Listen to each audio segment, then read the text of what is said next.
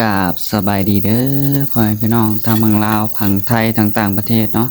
มื้อนี้ก็มาพบมาพ้อกับน้องทงอีกแล้วเนาะพ่อแม่พี่น้องมื้อนี้ทางน้องทงก็สิเสียหญ้าเนาะพ่อแม่พี่น้องเนาะก็ประมาณ11 โมงหรือว่าจักโมงก็ว่ากันไปเนาะเดี๋ยวสิไปเฮือนแม่เนาะพ่อแม่พี่น้องเนาะมื้อนี้อยู่ก่อนเนาะอยู่เฮือนเสียหญ้าสิรอให้น้องละตีเพิ่นมาซักเครื่องในเฮือนเนาะพอดีเพิ่นเครื่องเพิ่นหลายเนาะเพิ่นซักมือก็ซักได้อยู่แต่ว่าเพิ่นอันนั้นเนาะน้ำบ่ค่อยมีเพิ่นก็เลยมาซักอยู่เฮือนน้องทงเนาะโดยก็บ่เป็นหยังเนาะพ่อพี่น้องเนาะทางน้องทงก็รอเพิ่นมาซักเครื่องแล้วเพิ่นแหละจังได้ไปเนาะพ่อพี่น้องเนาะก็ทางน้องทงก็อยู่เสียหญ้าอยู่เฮือนก่อนเนาะพ่อพี่น้องพอดีเลยทางน้องทงก็เสียหญ้าอยู่ในเฮือนเนาะไปกันเลยเนาะไปเสียหญ้าแถวนี้เนาะเมื่อวานนี่ก็ทางน้องทงก็เสียกับน้องแลเพิ่นเนาะ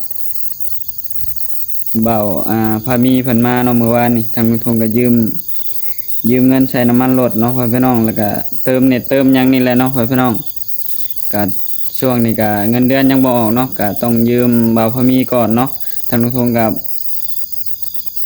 บ่ค่อยกล้ายืมดอกเนาะแต่ว่ามันจำเป็นเนาะก็เลยยืมเพิ่นก่อนบ่แล้วอันนั้นคืนเพิ่นเนาะพี่น้องโดยโอเคตอนนี้ก็ทางน้องทงก็สิไปเสียหญ้าจักหน่อยนี่เนาะพี่น้องเนาะก็ก่อนอื่นก็ต้องขอขอบคุณเนาะทางแม่เพิ่นเนาะที่บ่ลืมคอยอยากซอยน้องทงอยู่ตลอดเนาะแต่เรื่องเพิ่นสิแต่งหรือว่าสิขอเมียให้ก็เพิ่นก็คิดอยากซอยเนาะก็ต้องขอขอบคุณทางแม่เพิ่นที่คิดอยากซอยเนาะที่ถ้าบ่ได้ก็บ่เป็นหยังเนาะพี่น้องเนาะทางน้องทงก็ตอนแรกก็บ่ได้คิดเนาะบ่ได้คิดว่ามันสิเป็นแบบนี้เนาะเพราะว่ามันก็ทางน้องทงก็บ่มีข้าวบ่มีน้ำกินแน่ก็สิเอาเข้ามาก็คือสิยากเนาะถ้าว่ามีข้าวกินแน่จักหน่อยก็คือสิดีเนาะพี่น้องเนาะโดยโอเคเนาะบ่เป็นหยังเนาะก็ต้องขอขอบคุณทางแม่เพิ่นนั่นแหละเนาะที่อยากซอยเนาะครั้งหนึ่งเพิ่นก็เคยคิดอยากซอยแต่ว่ามันก็อันนั้นเนาะพี่น้องเนาะเพิ่นก็เกินกำลังเพิ่นก็บ่เป็นหยังเนาะก็ทางทุ่งก็บ่ได้คิดหยังหลายเนาะมีแต่ขอแค่มีข้าวกินข้าวหยังก็พอเนาะทางทุ่งก็คิดไปคิดมาก็ทางแม่เฒ่าเนาะแม่เฒ่าผู้ที่อยู่ในเตาถ่านเนาะก็เพิ่นก็บ่มีที่อยู่เนาะก็อยากให้มี FC เพิ่นซอยเนาะบ่ฮู้ว่าเพิ่นสิซอยได้หรือบ่ก็เพิ่นซอยได้ก็ดีเนาะแต่เพิ่นบ่ซอยบ่ได้ก็บ่เป็นหยังเนาะพี่น้องโดยทางทุ่งก็อยากให้ซอยทางแม่เฒ่าทางเตาถ่านเนาะพี่น้องถ้าเพิ่นซอยได้ก็ดีเนาะเพิ่นก็อยู่กับหลาน2 คนกับหลานก็บ่ค่อยเตรียมร้อยปานใดเนาะโอเคเนาะก็ทางน้องทงก็เว้าได้แค่นี้เนาะทางน้องทงก็สิไปเสียหญ้าก่อนพ่อพี่น้องโดยไปกันเลยเนาะ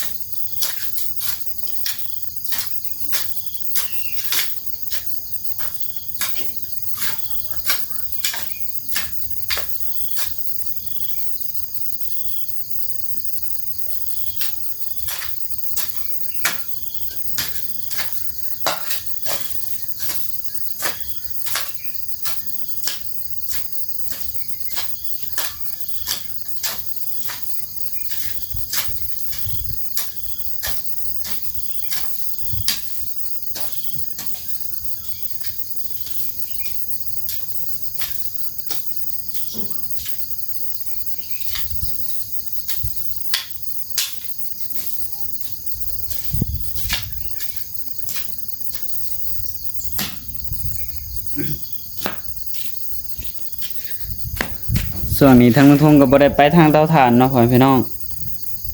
อยู่แต่แถวเพื่อนแม่ก็เลยบ่ได้ไปถ่ายทางแม่เฒ่าเพิ่นเนาะเพิ่น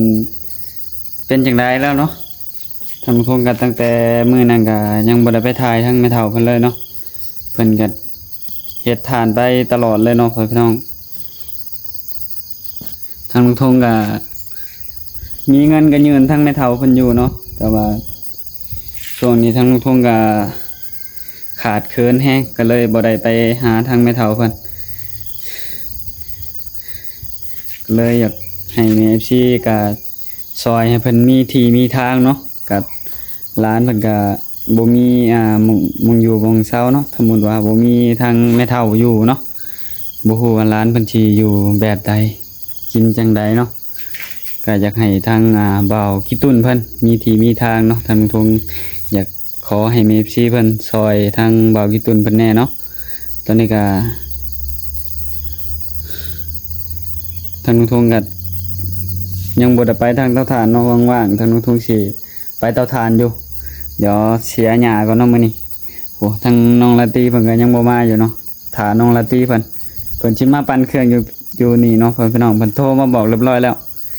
เพิ่นสิมาปั่นเครื่องอยู่นี่ก็เลยรอให้น้องลาตรีเพิ่นมาปั่นเครื่องก่อนจะไปเนาะก็พอดีทางลุงทงก็สิอยู่เสียหญ้าอยู่ในเรือนเลยโอเคตอนนี้ก็ย้ายกล้องไปก่อนเนาะพี่น้องรู้สึกว่ากล้องบ่ค่อยแจ้งปานใดเนาะ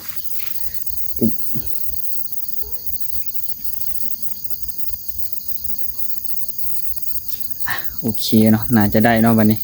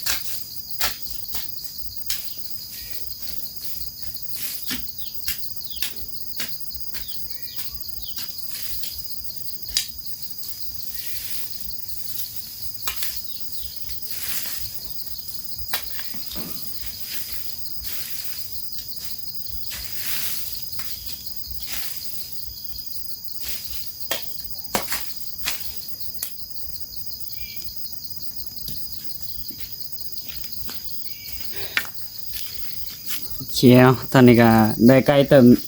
แล้วเนาะเดี๋ยวสิยาวเข้าไปอีกได้ใกล้เติมแล้ววันนี้เนาะพี่น้องใกล้ชิแล้วเนาะแถวข้างบ้านเนาะนี่อันนี้แถวข้างบ้านแต่ว่าแจ้แถวนี้ยังบ่ได้เสียเนาะเลยจังเสียมันแจ้นี่เอามงนั่นก่อนเอาแถวนั่นก่อนเนาะ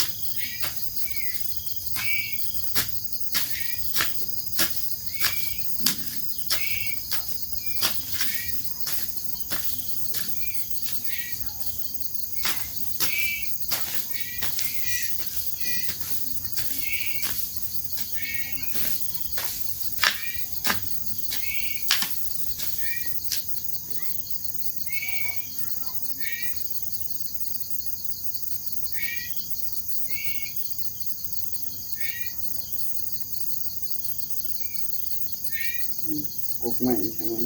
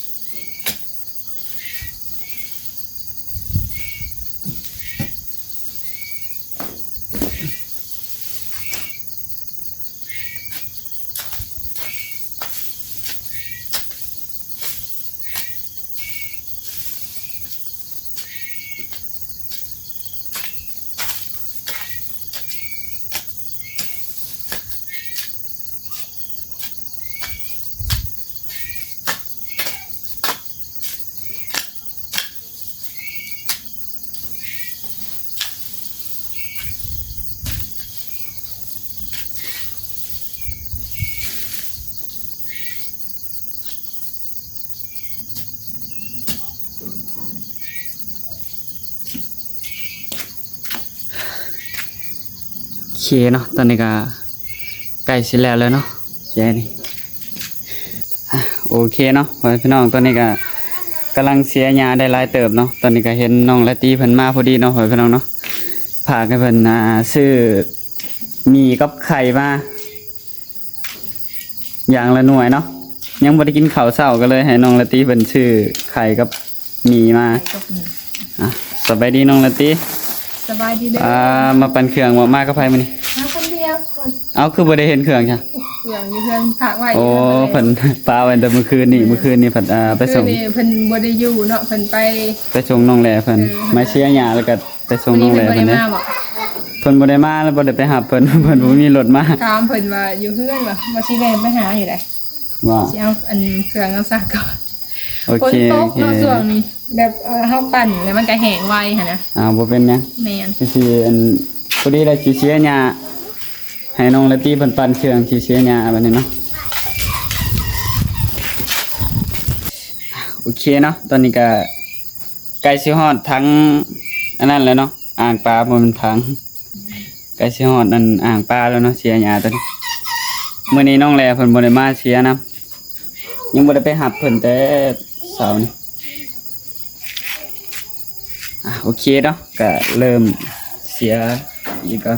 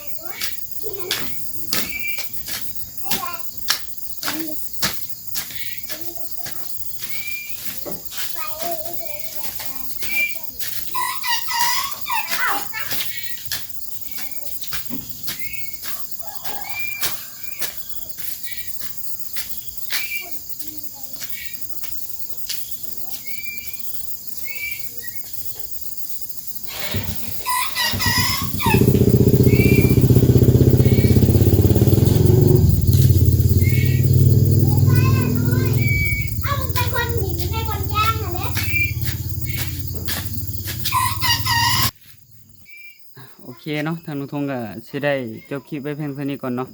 เดี๋ยวมาพบมาพอกับน้องทงอีกใหม่เนาะพ่อพี่น้องเด็กน้อยเขามาลินอยู่นี่ในไลน์เนาะพ่อพี่น้องเนาะเดี๋ยวทางน้องทงก็จะได้จบแล้วเนาะก็ต้องขอขอบคุณขอบคุณเนาะทางเมกชีเบอร์ทุกคนเนาะที่เบิ่งคลิปของน้องทงแต่ต้นจนจบที่ความโฆษณาเนาะทางน้องทงก็สิขอลาไปแล้วเนาะก็ก่อนอื่นก็ต้องขอขอบคุณขอบคุณเนาะทางเมกชีเพิ่นที่เคยที่อยักซอยเนาะแต่ว่ามันก็ สินสอดขาดองกะแพงเกินไปเนาะที่อันเรื่องผู้สาวเนาะพ่อพี่น้องเนาะก็เลยใน FC มันสอยบ่ได้เนาะมันหลายเกินกันเนาะพ่อพี่น้องโดยกะบ่เป็นหยังเนาะก็ต้องขอขอบคุณทั้งแม่เพิ่นเนาะที่ที่เคยแบบอยากซอยมาเนาะพ่อพี่น้องเนาะโดยโอเคเนาะทางลุงทงก็สิขอลาไปก่อนเนาะพ่อพี่น้องขอกล่าวคำว่าสบายดีแม่ FC เบิดสุขสุขคนเนาะโดยสบายดี